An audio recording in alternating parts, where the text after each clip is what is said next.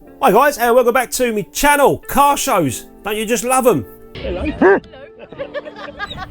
Well, some people do and some people don't. In particular, I like taking photographs of cars and trying to find compositions and work around lines. And that gotcha. What a shot. Ain't stinging me, the little bugger. There's another one up there.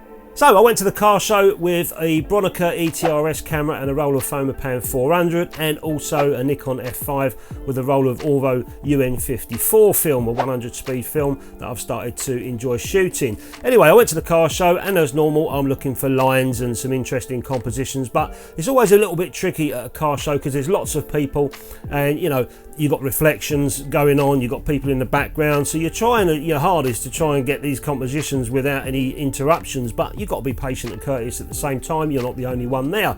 And also the weather conditions as well. On that particular day it was quite bright, but there was cloud that would come over, and I was trying to time all my photographs in between when the cloud well, the sun was clouded over, so I wasn't getting all these harsh reflections on the car and all over the chrome, etc, etc, and at the same time trying to make sure people were out the shot. So sometimes people were in the shot and the clouds were perfect, and other times people weren't in the shot and the sun was beaming down on the car, so you can't have it all ways. But anyway, I managed to mill around for a couple of hours and get the photographs that I wanted, and developed the films and come in the darkroom, started making some prints. I'll show you some of the prints that I've already made. I've still got some more to make, some 10x8 prints, but these are 16x20 prints.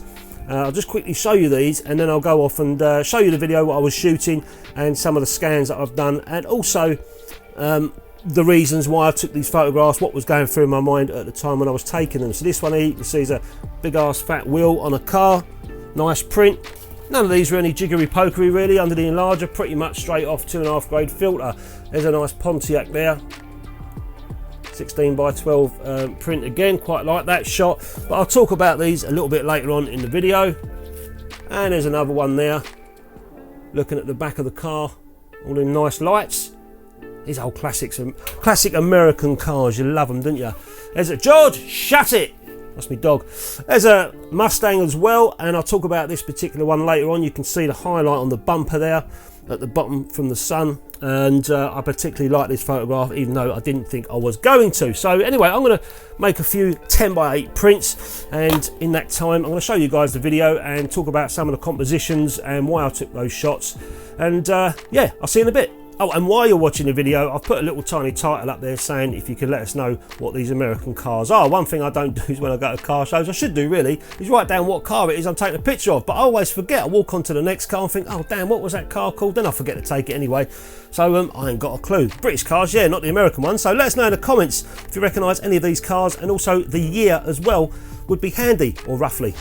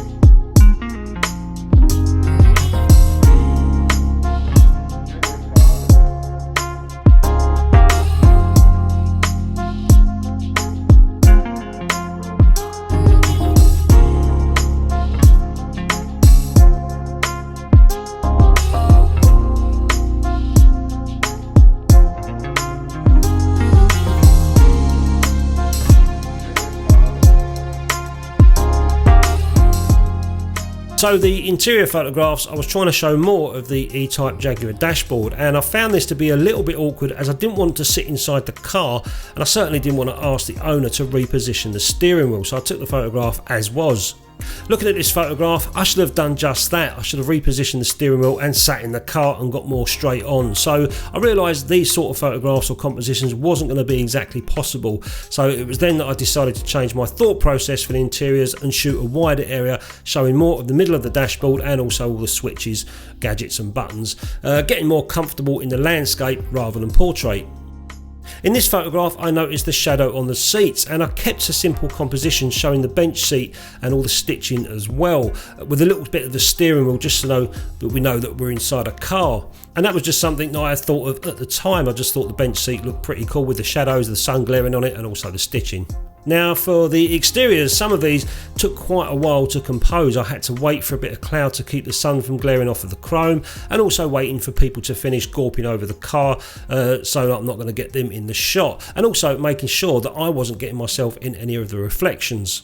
And then there was the other cars. I didn't want any other cars in my photographs, so a lot of these compositions were taking me quite a while to try and work out and wait my perfect moment to take the photograph. With the Pontiac you can see a person just on the edge of the frame. It's no big deal, I can crop that in, and I composed it as such. You can see the roof of the car is not spoiled by the wing and is wide enough for half of the grille to reveal the Pontiac wording. I waited a while for the sun to go behind a cloud as the headlights were getting quite bright when the sun was out. The following cars I had the same mindset, apart from the Dodge Charger. The sloping bonnet or hood had me thinking, do I keep the roof straight or do I keep the bonnet straight? To me it made sense to keep the roof straight and then let the rest of the car follow, and I think it looks quite nice. And you can also see how low I was taking these photographs. Most of the time I was sitting on my bum and just waiting for the right moment to take the shot. The Buick photograph here, I like this one, just composing to show that big strong grille and the word Buick. You can just see the American flag at the top. There were flags everywhere at the show, and I tried as much as I could to crop them out of my frame. I just didn't want to, bring any distraction to the photograph at all, just wanted the cars. And this car was a no-brainer. It was at the back of the show, so I was able to get a bit more background in the frame as there were no other cars around or any other people, so this one was quite easy to compose. And as you can see with these next few photographs, I had to frame quite tight as not to get any other distractions in the background. I tried a few shots looking down at the car just for different compositions. These were much easier as I wasn't bothered with trying to compose other cars or people out of the photographs. What did surprise me is the photograph of the Ford Mustang. I shot this on purpose when the sun was out just to see if I liked the chrome or the sunlight shining off of the chrome. In the past I've never really liked that, and to my surprise I actually felt that it made the photograph. And it's just a shame that I caught some passers-by, but maybe because I wasn't so keen on the sun on the chrome, my heart wasn't really in this photograph, but I do like it. And finally, probably my favourite compositions at a car show is wheels and wheel arches. I just love the lines and the craft design in some cars. This one went a little bit wonky in my liking, but I can easily straighten that up in the print. And also the wheel of the Jaguar. I tried to keep myself out of the reflection, which you can see is hidden by the centre cap with the logo or the wording Jaguar. And the last set of photographs I took were wheels again, but this time showing more of the side of the car.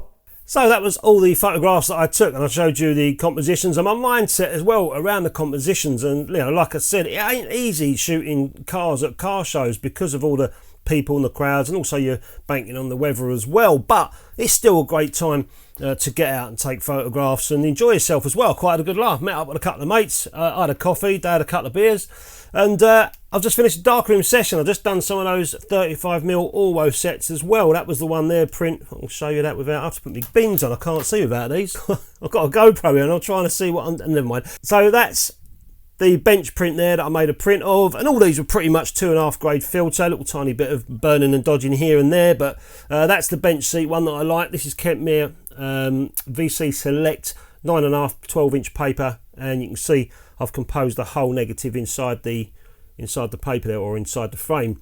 So that was the bench one. I quite like that.